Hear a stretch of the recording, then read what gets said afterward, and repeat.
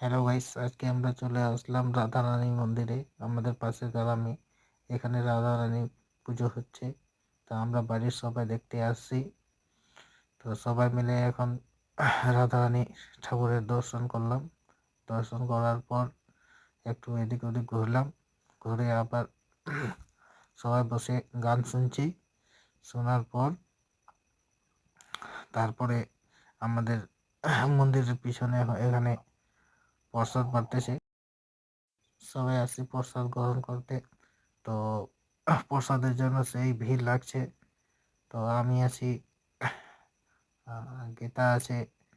তো সবাই বসছি। প্রসাদের মধ্যে লিচি আছে, পনিরের সবজি আছে, ডাল আছে, তারপর ভাতও আছে। সবাই খাইলাম পেট ভরে।